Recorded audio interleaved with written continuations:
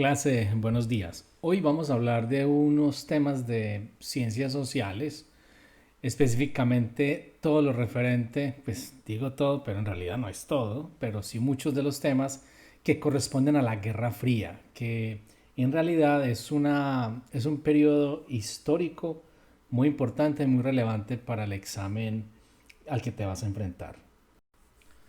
Este tema tiene particularidades de historia de Estados Unidos, pero también tiene partes de temas mundiales. Entonces yo creo que se refiere a estos dos temas. Recuerda que también el examen trae civismo y trae economía. Pero por el día de hoy, con la Guerra Fría, nos vamos a enfocar en este y en este. Esta es una foto famosísima. Esta foto fue tomada ya hacia finales de la Segunda Guerra Mundial. Aquí tenemos este primer señor que está sentado a la izquierda. Este es Winston Churchill. Ese era el primer ministro de Inglaterra durante la época de la Segunda Guerra Mundial. Aquí sentado en el medio tenemos a Franklin D. Roosevelt. Él fue el presidente que más estuvo a cargo de Estados Unidos durante la Segunda Guerra Mundial. Y aquí sentado a la derecha está Stalin, que era la persona a cargo de Rusia durante la Segunda Guerra Mundial. Entonces, esta foto famosísima se tomó en una conferencia que se llamó la Conferencia de Yalta. Causó mucho revuelo, muchos países estuvieron en desacuerdo porque prácticamente se percibió como si estos grandes países, ¿cierto? Inglaterra, Estados Unidos y Rusia estuvieran prácticamente como dividiéndose en el botín de guerra después de haber ganado eh, la Segunda Guerra Mundial, haber derrotado a Alemania. Entonces, es más o menos el contexto en el que se empieza a preparar todo lo relativo a la Guerra Fría. Porque Rusia, durante la Segunda Guerra Mundial, al principio parecía como medio aliada de Alemania porque hubo un pacto de no agresión entre Alemania y Rusia por un tiempo mientras Alemania se apoderaba de países europeos. Entonces, estas potencias occidentales como Estados Unidos e Inglaterra sabían que necesitaban la ayuda de Rusia para poder derrotar a Alemania, pero nunca estuvieron como muy convencidos de que fuera un verdadero aliado. Bueno, esta pregunta me gusta porque tiene una gráfica y es probable que te salgan gráficas en el examen. Lo primero que tenemos que hacer es leer el título de la gráfica. Aquí vemos que esta gráfica se trata del gasto militar de Estados Unidos comparado con el de la Unión Soviética. Aquí sobre este eje encontramos la cantidad de miles de millones de dólares en cuanto a gasto militar y en este eje encontramos simplemente los años, ¿cierto? Entonces vemos que la línea azul corresponde a Estados Unidos y la línea roja corresponde a Rusia. Y la pregunta dice, ¿qué indica el aumento en ambos países en los años 70 a 80? Las opciones son desarme nuclear, desintensificación de la carrera armamentista y por último neutralidad global. Quiero que mires la gráfica, reflexiones y pienses cuál crees que es la mejor opción. Bueno, lo primero que vamos a hacer es obedecer lo que nos están pidiendo. Nos están diciendo que nos enfoquemos entre los años 70 a 80, ¿cierto? Que es más o menos esta parte. Entonces, ¿qué pasó acá? ¿Qué pasó? Pues lo que podemos ver es que el gasto militar aumentó, ¿verdad? Entonces, teniendo esa perspectiva, ¿cuál de esas opciones crees que sea la mejor? Yo pienso que no habla de desarme nuclear porque antes se están invirtiendo más en armamento. Entonces, la opción A se puede descartar. Esta opción A la podemos descartar. La opción B dice intensificación de la carrera armamentista. Uy, yo creo que ahorita la leí mal.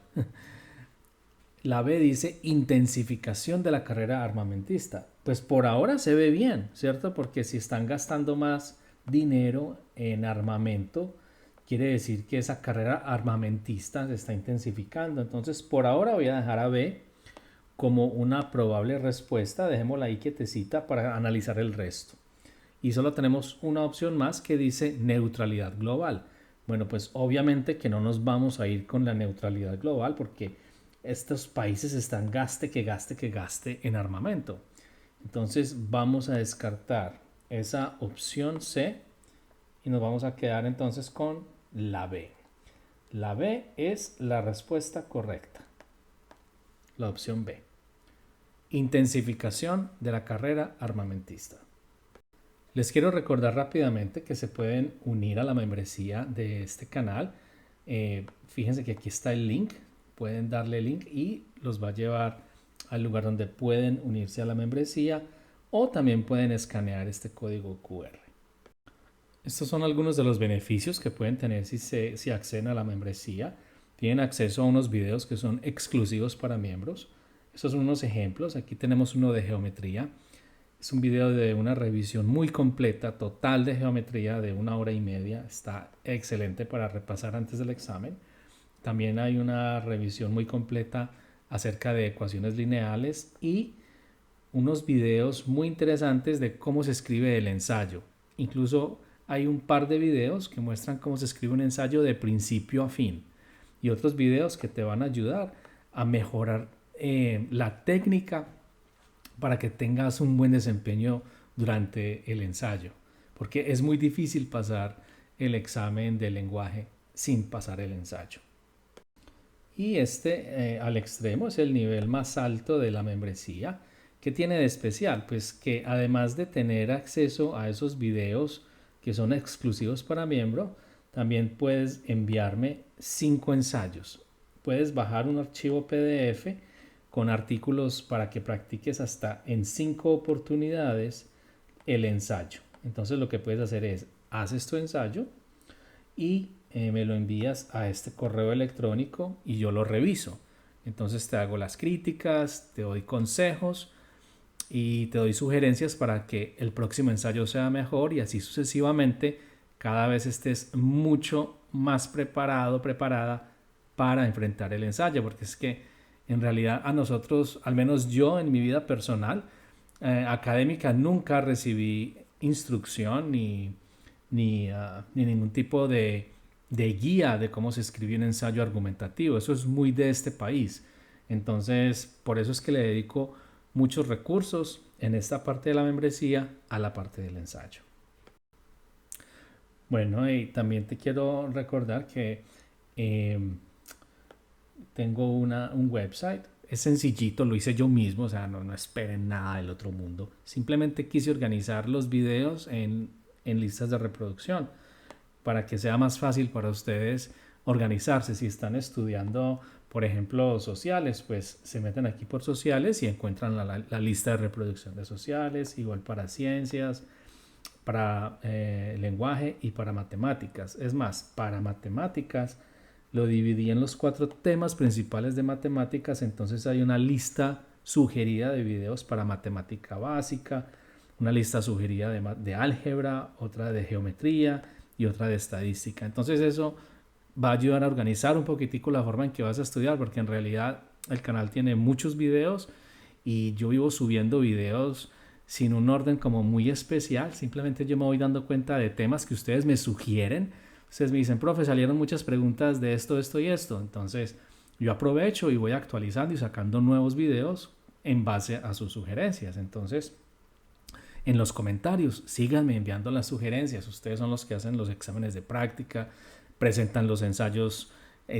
Hay como 17,000 personas hasta hoy suscritas al canal. Entonces recibo muchas sugerencias y me encanta porque la idea es que esto se convierta en un recurso muy útil y estarnos renovando y trayendo material que sea verdaderamente relevante para ustedes. Bueno, esta pregunta me encanta porque tiene un texto y luego trae una pregunta. Porque créanlo o no, la comprensión lectora es muy, muy importante en el examen de sociales. Igualmente en el examen de ciencias, obviamente que en el de lenguaje, pues porque es el examen de lenguaje. pero comprensión lectora es fundamental, incluso para sociales. Entonces, voy a leer este texto. No es muy grande, puede que encuentres textos mucho más largos en el examen, pero en esta práctica no los voy a traer tan grandes.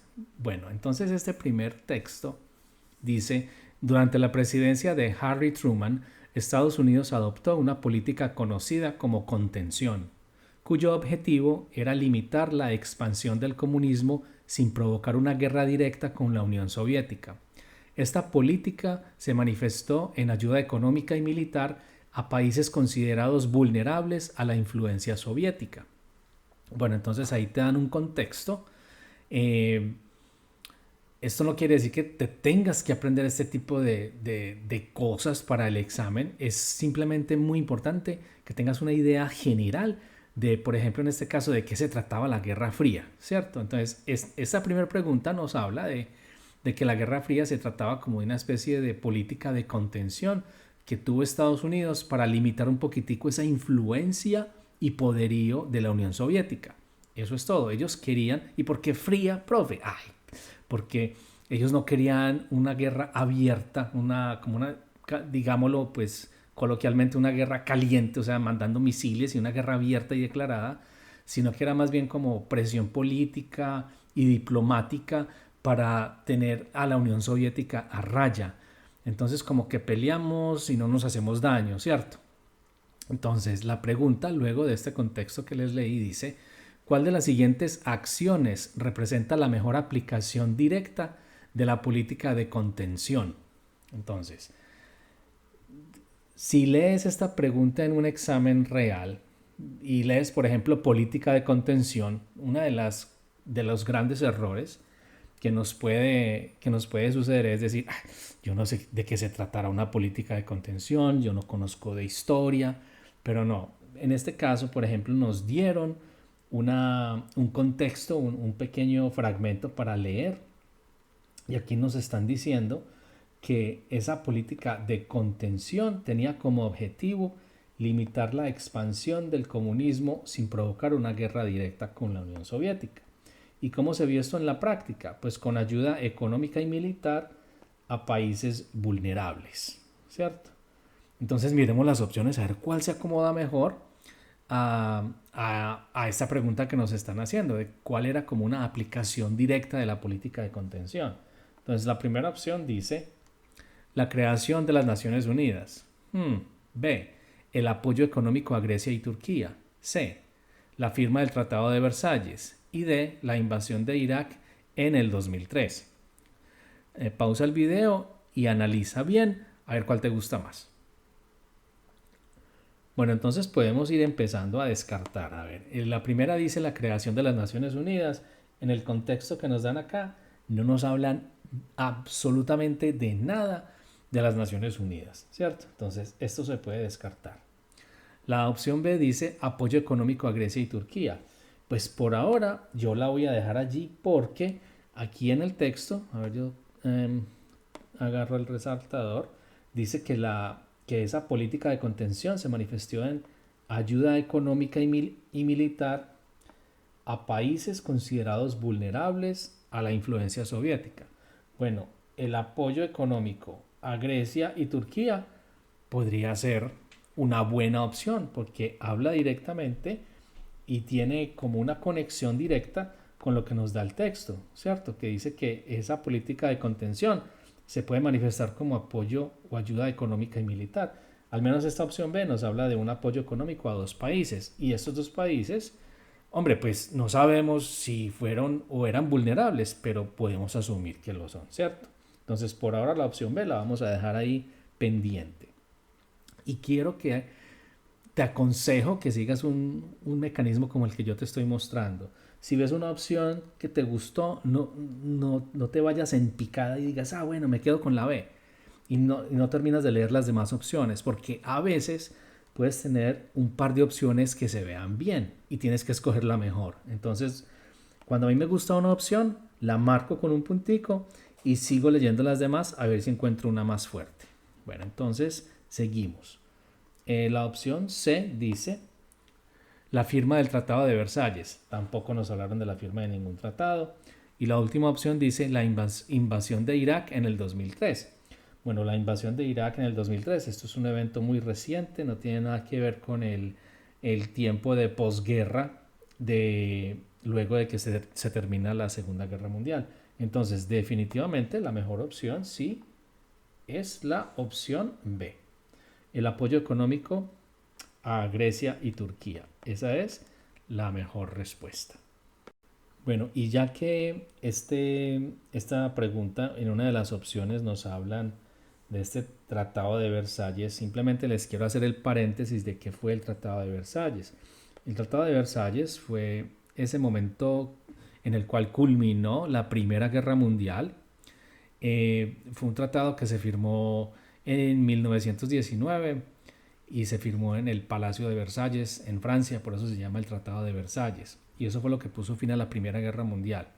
Allí las potencias aliadas establecieron unos acuerdos donde penalizaban muy fuertemente a Alemania, porque fue pues el país agresor. Entonces fue un acuerdo muy humillante para Alemania.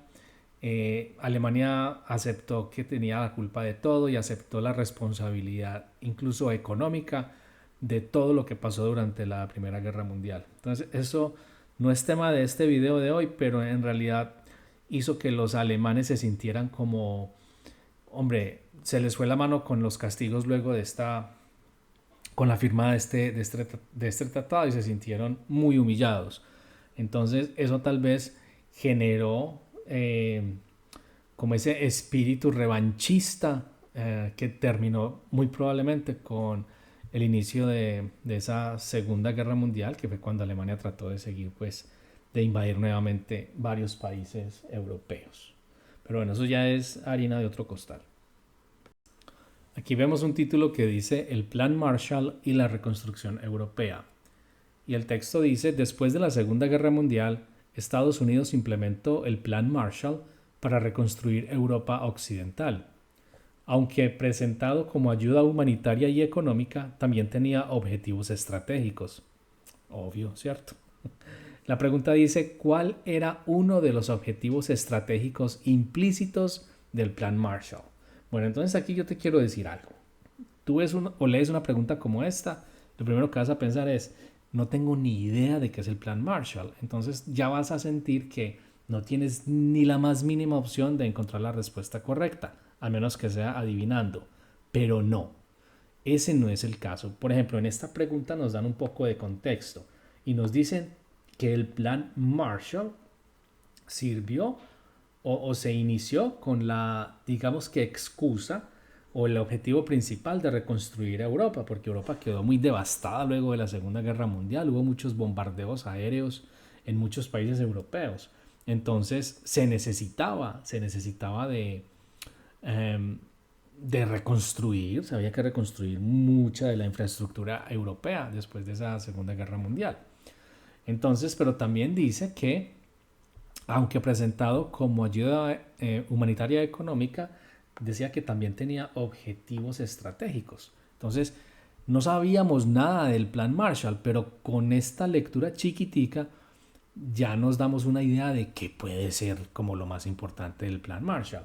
Entonces, vamos a leer las opciones a ver cuál se acomoda mejor como una especie de objetivo estratégico implícito del Plan Marshall. O sea, implícito quiere decir que no nos van a decir que es exactamente reconstrucción, sino como qué otra cosa podría haber detrás de esas intenciones de Estados Unidos para reconstruir a Europa. Entonces miremos, la opción A dice expandir el colonialismo europeo.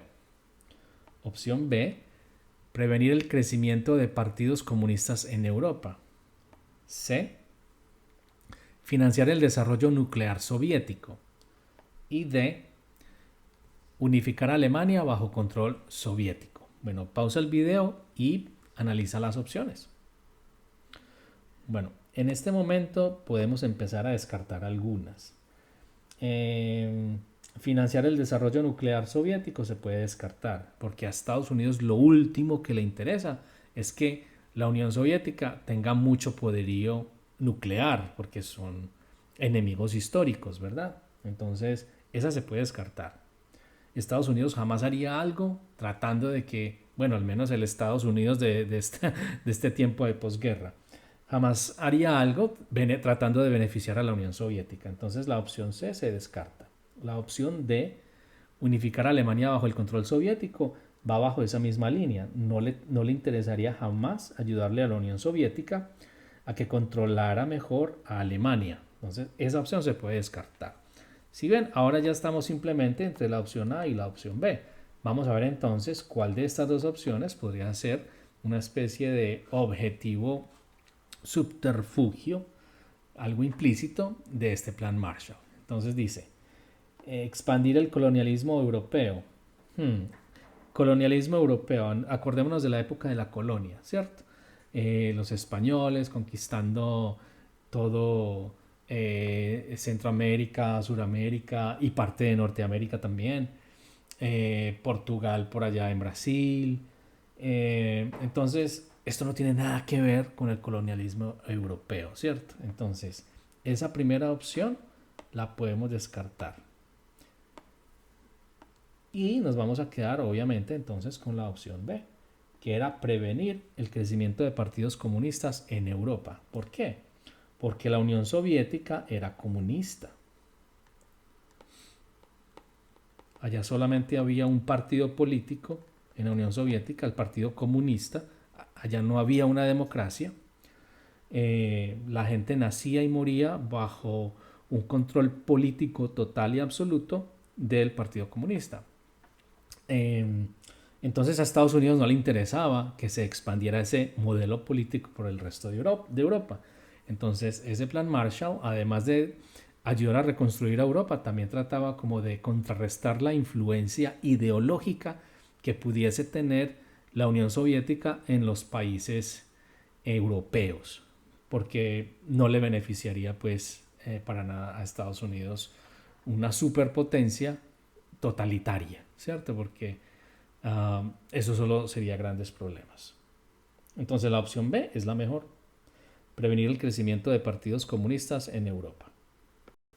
El título de este dice la OTAN y el Pacto de Varsovia.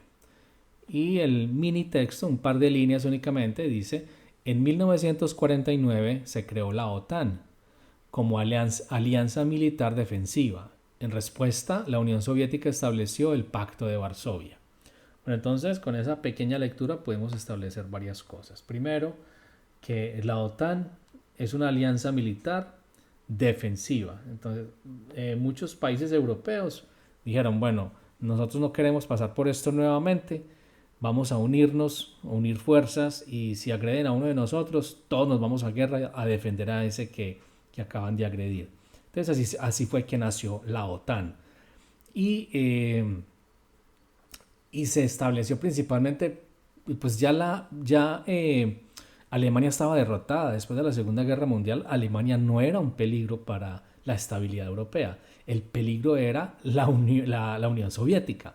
Entonces la OTAN se creó para hacerle frente a esa amenaza de la Unión Soviética. Si alguien quiere atacar a la OTAN, está tratando de beneficiar a la Unión Soviética, porque la OTAN está para ponerle como ese tate quieto al poder militar, político y económico de la Unión Soviética y evitar que ese totalitarismo que se caracteriza tanto de ese país se expanda a otros países y a otras regiones. Entonces ese es el nacimiento de la OTAN. Y aquí podemos ver también que en esas dos líneas dice que la Unión Soviética, como que en respuesta a la OTAN, a la creación de la OTAN, estableció el pacto de Varsovia, el pacto de Varsovia. En ese pacto, la Unión Soviética hizo una alianza también ahí, pues con unos países de su gran influencia.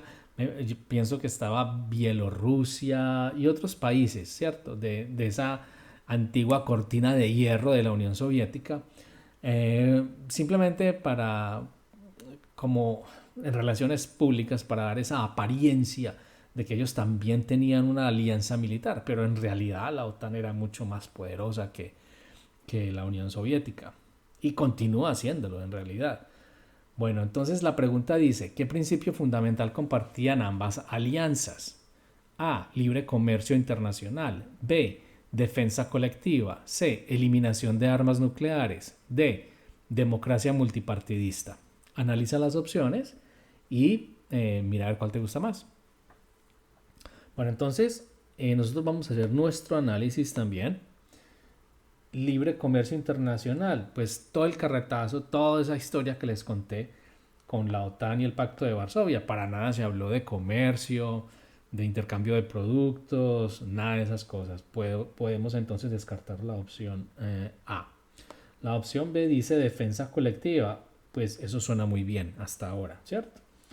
La opción C dice eliminación de armas nucleares, nada. Nunca nadie habló de disminuir el armamento nuclear. Por el contrario, todo el mundo quería estar a la vanguardia y tener más armamento, más fuerte, más destructivo para intimidar al oponente. Y la opción D dice democracia multipartidista. No, suena muy bonito, pero no, la OTAN no está creada para hablar de democracia multipartidista. La OTAN se creó para ponerle un tate quieto a la Unión Soviética. Para eso se creó la OTAN. Punto. Entonces, la mejor opción es defensa colectiva. Esa es la respuesta correcta. B. Uy, este tema es uno de los más interesantes a mi modo de ver. El título dice Crisis de los misiles en Cuba. En 1962, la crisis de los misiles en Cuba llevó al mundo al borde de la guerra nuclear entre John F. Kennedy y Nikita Khrushchev, el presidente de la Unión Soviética. Voy a leer la pregunta y ahorita hablamos más de qué se trató pues la crisis de los misiles en Cuba. La pregunta dice, ¿qué resultado inmediato tuvo la crisis? A. La invasión estadounidense a Cuba. B. El retiro de misiles soviéticos de Cuba. C. Derrocamiento de Castro. D. Disolución de la OTAN. ¿Cuál crees tú que es la mejor opción? Bueno, entonces, obviamente, la disolución de la OTAN se puede descartar porque incluso aún hoy en día la OTAN todavía existe, o sea que nunca se disolvió. El derrocamiento de Castro, pues todos sabemos que Castro murió siendo dictador en Cuba, no lo alcanzaron a derrocar. Entonces la crisis de los misiles no se trata de derrocar a Castro ni del derrocamiento de Castro porque no pasó, no hubo derrocamiento. Entonces nos quedamos entre la opción A y la opción B. Invasión estadounidense a Cuba y el retiro de misiles soviéticos de Cuba, ambas son opciones fuertes, porque la crisis de los misiles de Cuba llevó a un intento de invasión por parte de Estados Unidos, un intento fallido. Entonces la opción A se hace débil. Lo que verdaderamente llevó o ocurrió como consecuencia de esta crisis fue el retiro de los misiles soviéticos en Cuba. Entonces, esa es la respuesta correcta. Vamos a adentrarnos un poquitico en la historia de esta crisis de los misiles de Cuba. Bueno, entonces empecemos como a ver, ¿por qué se asustó tanto Estados Unidos con eso que estaba pasando en Cuba? Pues si tú abres Google Maps, vas a darte cuenta que la Florida, esta es la parte sur de la Florida, ¿cierto? Aquí puedes ver, por ejemplo, aquí está Miami, esta es el sur de la Florida y esta es Cuba. Esta isla es Cuba. Mira lo cerca que están. Entre Cuba y Estados Unidos habrán que aproximadamente unas 100 millas. Están muy cerquita. Entonces, si la Unión Soviética tuviera misiles nucleares instalados en Cuba, hombre, pues eso aterraría, o sea, sería una pesadilla, estarían aterrorizados en Estados Unidos simplemente con la idea de que tienen un país agresor con misiles tan cerca de Estados Unidos y que podrían alcanzar básicamente cualquier ciudad estadounidense. Entonces, primero quiero que entiendas por qué fue que reaccionaron tan fuerte pues en Estados Unidos, porque es que el prospecto de tener misiles nucleares apuntando a Estados Unidos tan cerca, es que 100 millas no es nada. Tú te montas en tu carro y manejas a 60 millas por hora. En aproximadamente hora y media ya recorriste 100 millas. Es que está muy cerquita Cuba de la Florida. ¿Sí? Entonces, eso jugó un papel muy importante porque a nivel militar representaba una amenaza muy grande y muy fuerte. Tener a la Unión Soviética con capacidad militar nuclear de hacerle daño a Estados Unidos desde Cuba. Entonces, eso encendió todas las alarmas en Estados Unidos. Y se me olvidaba decir que todo esto ocurrió en 1962, en octubre, pero eso no tiene tanta relevancia.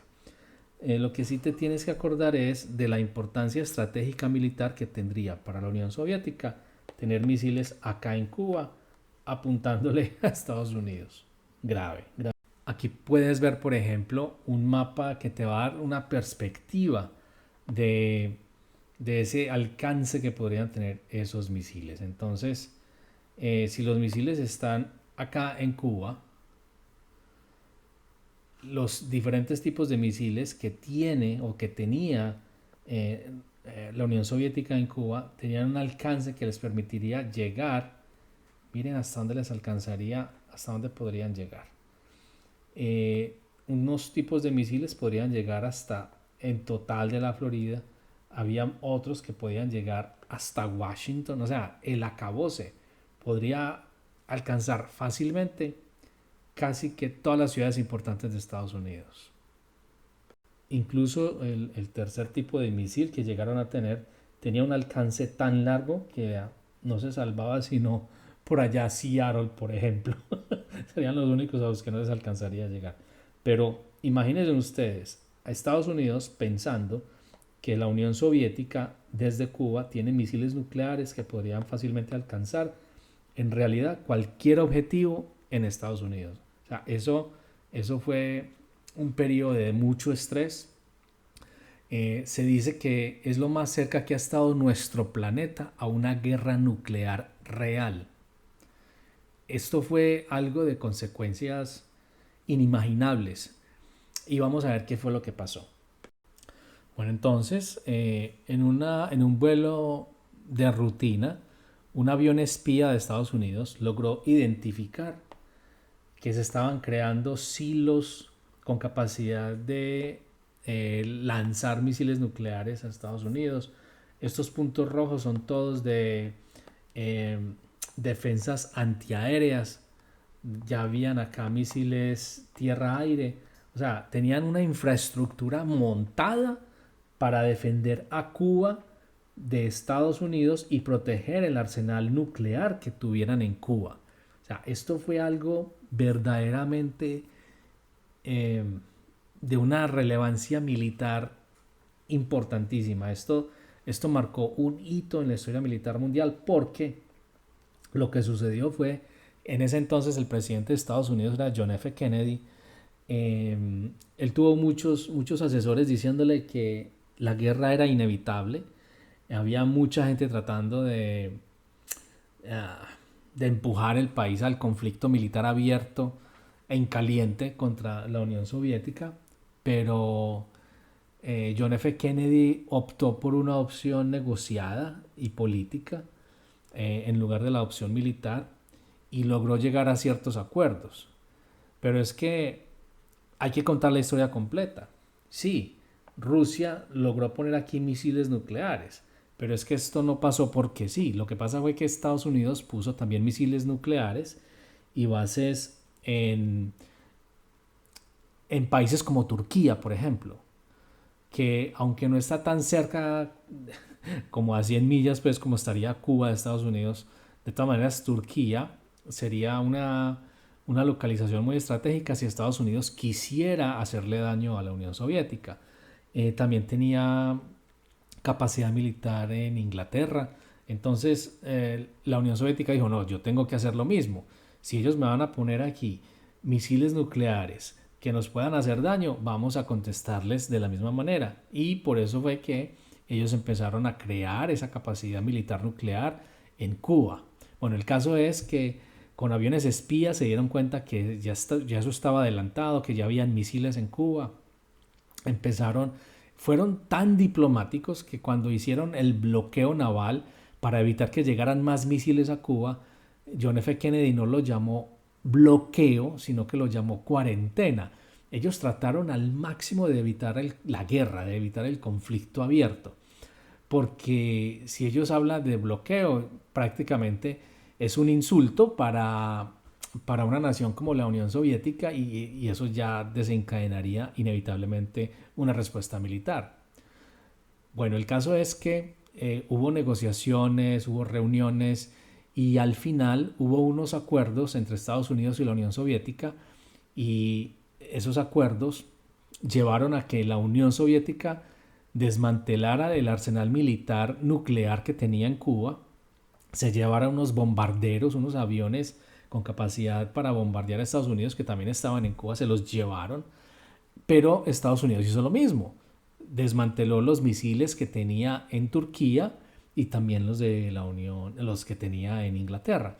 Entonces ambos como que, bueno, vamos a ceder un poco, pero esa negociación y esa crisis que sucedió por allá en 1962 entre Estados Unidos y la Unión Soviética, que nos tuvo a portas de estar, en lugar de estar leyendo la crisis de los misiles de Cuba, podríamos estar leyendo las consecuencias de la guerra nuclear de 1962. O sea, estuvo muy cerca este planeta de tener una confrontación militar sin precedentes, y que obviamente hubiera afectado a todos los países del mundo. Bueno, el caso es que no llegó a ese punto gracias a las negociaciones que se llevaron a cabo y que terminaron desmantelando para que la Unión Soviética se llevara de Cuba todo ese arsenal tan peligroso que había puesto allí, y lo mismo hizo Estados Unidos con su arsenal en Turquía y en Inglaterra. Entonces fue algo muy bueno para el planeta, ¿cierto? Que estos dos monstruos, estas dos superpotencias que estaban pues a punto de irse a la guerra, terminaran dando un paso atrás y entender pues que más allá del orgullo nacional de cada una de estas dos naciones estaba el futuro de toda la humanidad. El caso es que no llegamos a una confrontación nuclear y ahorita estamos hablando simplemente de la crisis de los misiles de Cuba, no de la guerra nuclear que empezó en Cuba. ¿Okay? Entonces, les quise compartir este hecho histórico porque es algo que me gusta y me parece muy interesante, porque es algo de una relevancia increíblemente alta y del que no se habla casi nunca, pero estuvimos a portas de experimentar lo que hubiera podido ser una guerra nuclear allá en 1962. Bueno, pasemos a la siguiente pregunta. El título de esta pregunta es Guerra de Corea. La Guerra de Corea dividió la península en dos sistemas políticos opuestos. Pregunta: ¿cuál fue una consecuencia duradera de esta guerra? A. Unificación bajo Corea del Norte. B. Establecimiento del paralelo 38 como frontera. C. Colapso de la Unión Soviética. Y D. Democratización inmediata de China. Bueno, vamos entonces a analizar estas opciones. Tú puedes pausar el video y hacer tu propio análisis. Entonces, ¿qué tenemos acá? Pues, ¿sabemos mucho de la historia de Corea? Yo supongo que no. Entonces vamos a tratar de hacer un análisis de estas opciones de forma tal que nos quede solamente un par de opciones para escoger. Entonces yo creo que la primera que podríamos descartar sería el colapso de la Unión Soviética, ¿cierto? La Unión Soviética no colapsó con la guerra de Corea, fue la perestroika, eso fue por allá en el gobierno de George Bush, el papá, no el hijo, y con Gorbachev cuando era presidente de la Unión Soviética. Eso no tuvo nada que ver con Corea, entonces podemos descartar la opción C. La opción D dice democratización inmediata de China. No, pues en China no hay democracia. En China es un país comunista totalitario donde hay un solo partido político y la oposición está prohibida. Cualquiera que haga oposición sea para la cárcel, ¿cierto? Entonces, no hay democratización en China, entonces no puede ser una opción viable, ¿cierto? Entonces ahora estamos entre la A y la B. A ver, ¿qué dice la A nuevamente? Unificación bajo Corea del Norte. Bueno, sabemos que no hay unificación. Profe, pero es que yo no sé que no hay unificación. Usted sí sabe por qué. Porque hay una Corea del Norte y hay una Corea del Sur. O sea que no es una sola Corea. Entonces, si hay una opción que dice que hay unificación, esa la puedes descartar. Porque todos, con mucha frecuencia, vemos noticias acerca de Corea del Norte, que ese presidente loquito, no sé qué, que hace cada rato pruebas de misiles de largo alcance. Bueno, el caso es que hay dos Coreas. La Corea del Norte, que es una Corea que también es totalitaria, hay un solo partido eh, y es totalmente de régimen militarista. Y Corea del Sur, que es una democracia. Bueno, entonces, sabiendo esto, nos queda simplemente escoger la opción B, el establecimiento del paralelo 38. Eso quiere decir que el paralelo 38 es esa línea eh, que divide las dos Coreas. Por eso nos quedamos con la opción B. En esta pregunta, obviamente, si tú no eres una persona que lee noticias y que se mantiene enterado de lo que pasa a nivel geopolítico mundial, va a ser una pregunta algo difícil porque el contexto no es tan rico. No es como las preguntas anteriores que por el contexto que nos dan es más fácil sacar cuál es la mejor opción. En este caso necesitamos un poquito de conocimientos previos, pero no demasiados. Y no todas las preguntas son así. Van a haber muchísimas en las que el contexto que te dan va a ser suficiente para encontrar la mejor opción. Entonces no pienses pues que tienes que ser un profesor o una profesora de historia para poder pasar este examen, porque ese no es el caso. Esta pregunta es acerca de la carrera espacial. Dice, la carrera espacial, la competencia tecnológica incluyó la carrera espacial. En 1957, la Unión Soviética lanzó el Sputnik 1. ¿Cuál fue el impacto político del lanzamiento? Voy a analizar cada una de las opciones. Opción A dice reducción del gasto militar estadounidense. B, sensación de superioridad tecnológica soviética. C, fin de la carrera nuclear. Y D, colaboración inmediata entre potencias. Bueno, entonces vamos a analizar esta pregunta. Podemos fácilmente descartar opciones feitas y quedarnos con la mejor. Entonces, vamos a buscar entonces esas opciones que podemos descartar.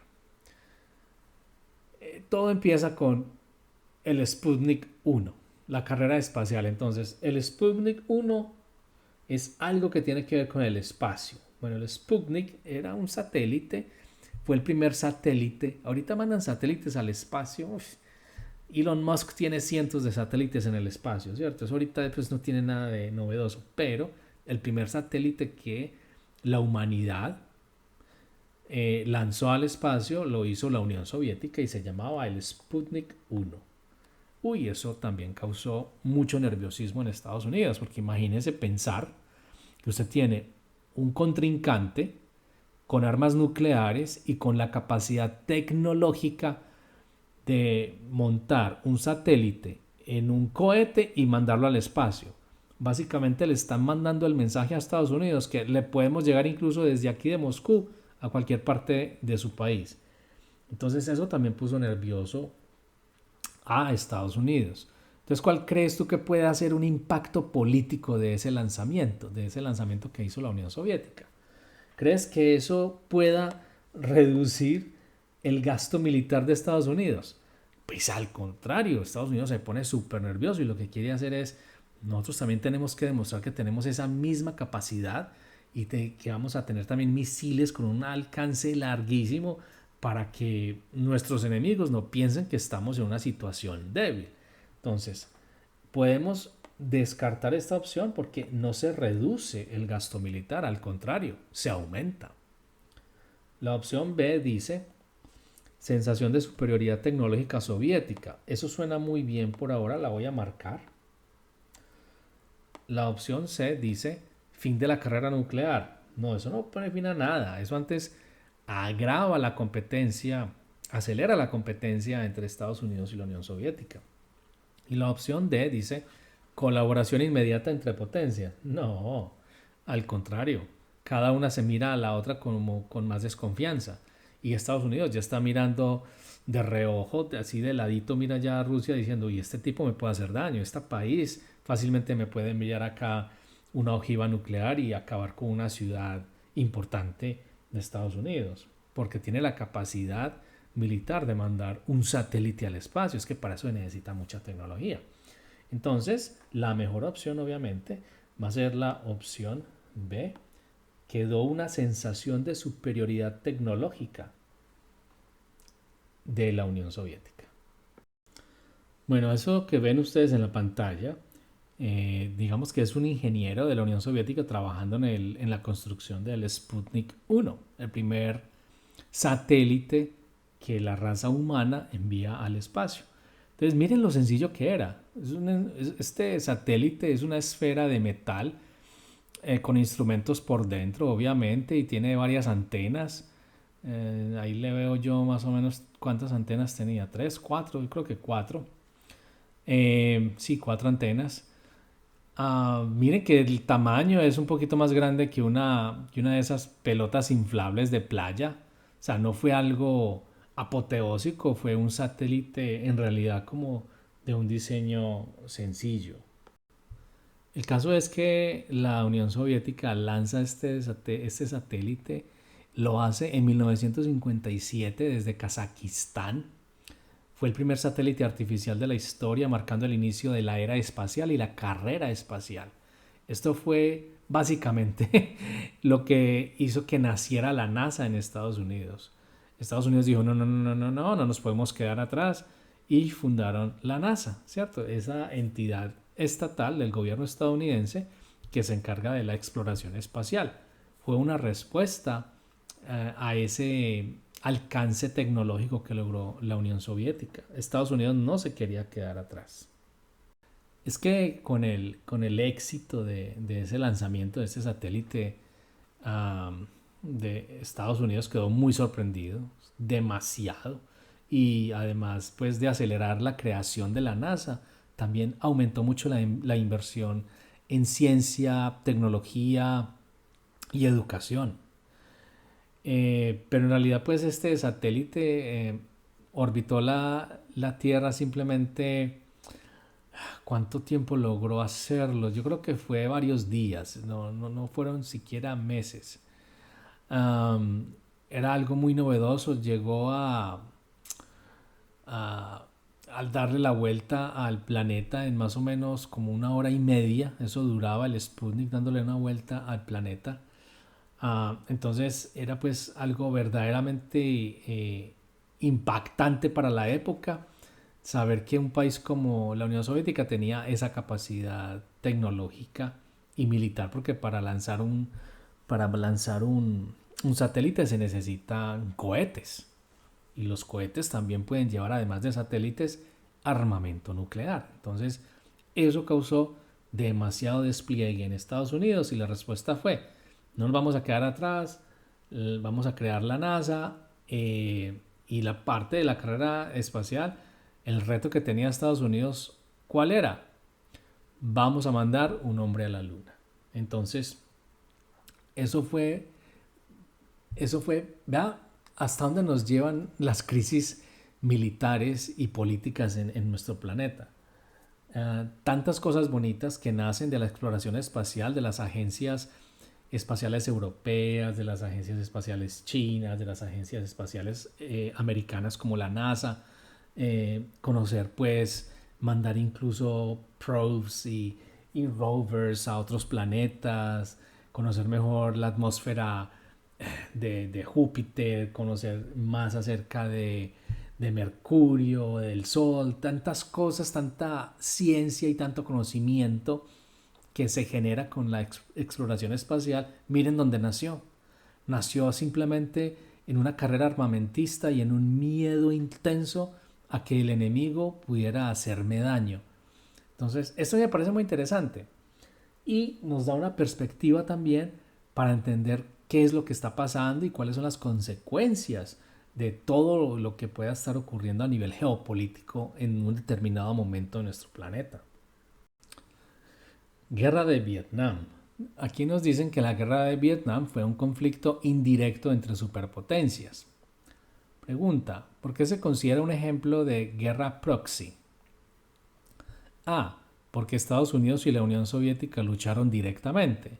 B. Porque fue una guerra nuclear. C. Porque potencias apoyaron bandos locales sin enfrentarse directamente. Y D. Porque fue aprobada por la ONU. Bueno, entonces empecemos a hacer análisis, a ver qué encontramos acá. La primera opción dice porque lucharon directamente. No, Estados Unidos no luchó directamente contra la Unión Soviética en el conflicto de Vietnam.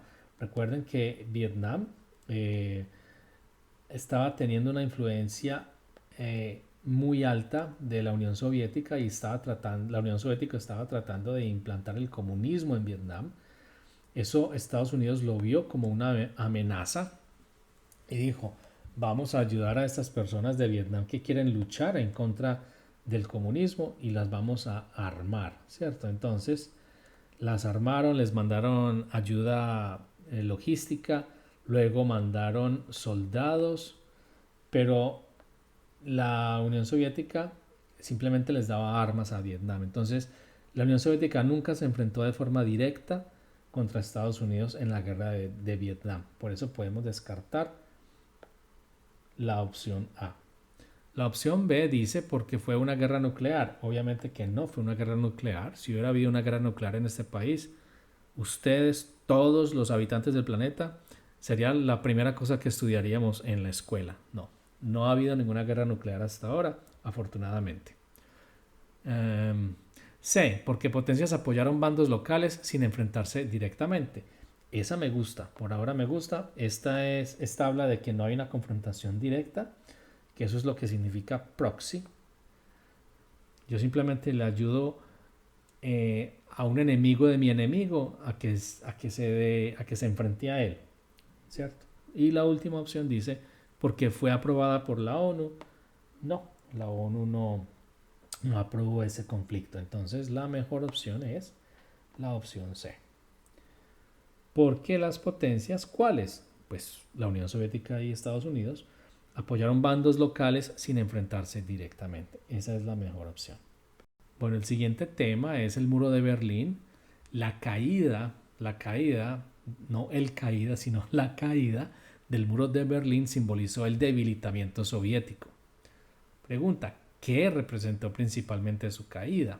A. El inicio de la Primera Guerra Mundial. B. La expansión del comunismo.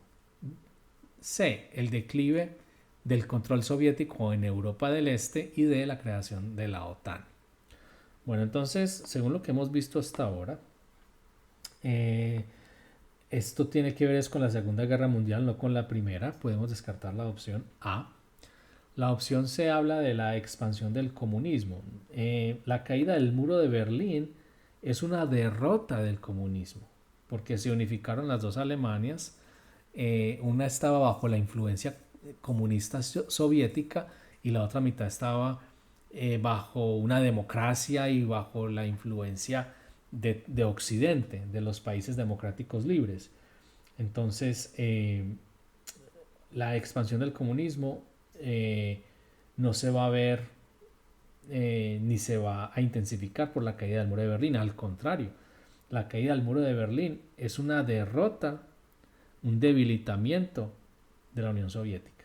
Y eso nos lo dice acá esa pequeña línea que nos entregaron. Bueno, entonces podemos descartar la opción B. La opción C dice declive del control soviético en Europa del Este.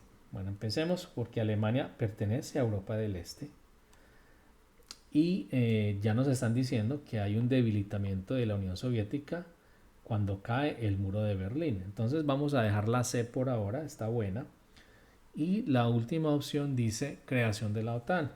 Nosotros ya vimos que la OTAN se creó al final de la Segunda Guerra Mundial, donde los países europeos y Estados Unidos hicieron un pacto que si la Unión Soviética atacaba a uno de nosotros, nosotros somos quienes, Estados Unidos y Europa, entonces si uno de nosotros es atacado, todos vamos a responder.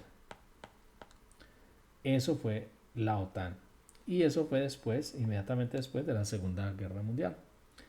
Bueno, no por allá pues con el muro de Berlín. Entonces nos vamos a quedar con la opción C. La caída del muro de Berlín representó el declive del control soviético en Europa del Este. Perfecto. Bueno, el título de esta es El fin de la Guerra Fría. Bueno, se tenía que acabar, ¿cierto? En 1991 se disolvió la Unión Soviética bajo el liderazgo de Mikhail Gorbachev. Pregunta, ¿cuál factor contribuyó más a la disolución? ¿A la disolución de quién? Pues de la Unión Soviética, ¿cierto? Porque eso es de lo que nos habla este fragmento. Que la Guerra Fría termina con la disolución de la Unión Soviética. Entonces, de nuevo, la pregunta es, ¿cuál factor contribuyó más a la disolución? Miremos, el primero, en la opción A dice superioridad agrícola soviética, B, reformas internas como la perestroika, C, victoria soviética en Afganistán, D, aislamiento económico exitoso. Bueno, aquí yo les tengo que confesar que sin tener un conocimiento previo es muy difícil encontrarle la mejor opción, porque aquí no nos están dando suficiente información, simplemente nos están hablando de que la Unión Soviética cayó bajo el liderazgo de Gorbachev. Entonces, la superioridad agrícola, esa sí se puede descartar, ¿cierto? Porque eso no tiene nada que ver con que caiga un país. Es más, no se va a disolver la Unión Soviética si está muy rica a nivel agrícola. No tiene sentido. Bueno, otra que no tenga sentido. A ver, victoria soviética en Afganistán. Pues una victoria soviética no va a debilitar y disolver a la Unión Soviética. Eso es contradictorio también. Bueno, entonces podríamos, sin tener conocimientos previos, podríamos fácilmente descartar la opción A y la opción C, quedarnos con la B y la D. Aislamiento económico exitoso, pues si a un país lo aíslan económicamente, puede llegar a tener un colapso. En teoría, pues nosotros hemos visto que Cuba, por ejemplo, lleva décadas de bloqueo económico y ahí está, ¿cierto? Hasta el día de hoy, marzo 8 del 2026, ahí está Cuba, ¿cierto? No se ha caído el comunismo en Cuba. Entonces, el aislamiento económico exitoso queda como en duda. Y la perestroika fue esa revolución política que ocurrió en la Unión Soviética.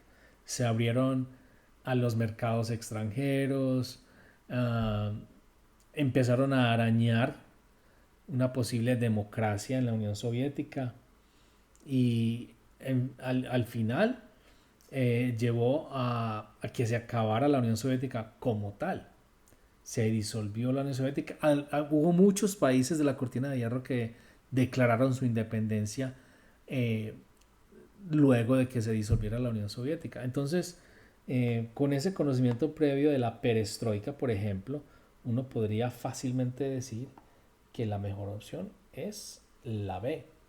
Pero si tú estás muy joven, no viste noticias de la perestroika, pues a mí yo alcancé a ver noticias de la perestroika. Yo no tengo 20 años.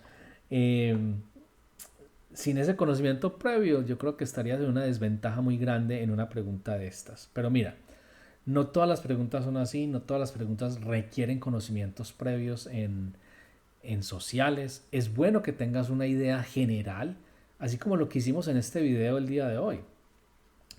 Estamos analizando preguntas y no solo, no simplemente leemos la pregunta y buscamos la respuesta correcta y seguimos, no. Ahí me gusta hablar un poquito del tema, hacerlo de una forma conversacional que sea fácil de entender y como ir a un análisis un poquito más profundo que simplemente contestar una pregunta. Entonces, en este caso la mejor opción es la opción B, que dice que reformas internas como la perestroika. Entonces sí, Mikhail Gorbachev fue el que dejó que la Unión Soviética se disolviera adoptando el modelo de o la revolución de la perestroika. Bueno, entonces estos son los dos personajes. A la izquierda está Mikhail Gorbachev y a la derecha está George W. Bush, el papá, no el hijo, sino el papá. Estos dos líderes, uno de la Unión Soviética y el otro de Estados Unidos, fueron los que llevaron al final de la Guerra Fría. Hubo un hubo un desmantelamiento grandísimo del armamento nuclear. Eh, en la Unión Soviética hubo muchos cambios. La Unión Soviética luego de una guerra en Afganistán quedó muy debilitada a nivel económico y militar. La carrera armamentista contra Estados Unidos también la debilitó mucho económicamente. Es que en esa gráfica que vimos en la primera pregunta, el gasto en armamento, el gasto militar, se desbordó en ambos países. Pero Estados Unidos es una economía mucho más sólida y lo toleró mejor. La Unión Soviética no. Eso le dio durísimo a la Unión Soviética. Haber perdido el control sobre Alemania del Este cuando se unificó Alemania, eso también golpeó duro a la Unión Soviética. Entonces, esta perestroika, esa reestructuración económica debilitó mucho el Partido Comunista Soviético.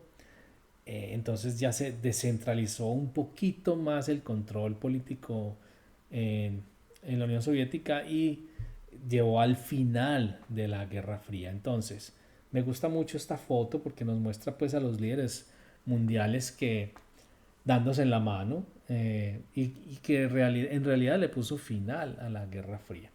Entonces, hasta aquí llega pues el video por el día de hoy. Espero que hayas aprendido un poquitico acerca de este tema para tu examen. Eh, es interesantísimo porque son realidades históricas que nos afectaron y que nos pudieron haber afectado muchísimo más, pero que vale la pena conocer y que vale la pena saber, no solo para el examen, sino pues como ser humano en este planeta, muy bueno saber qué errores hemos cometido y cómo podemos aprender de ellos. Ok. Bueno, entonces hasta aquí por hoy. Nos vemos en el próximo video y mucha suerte en tus exámenes.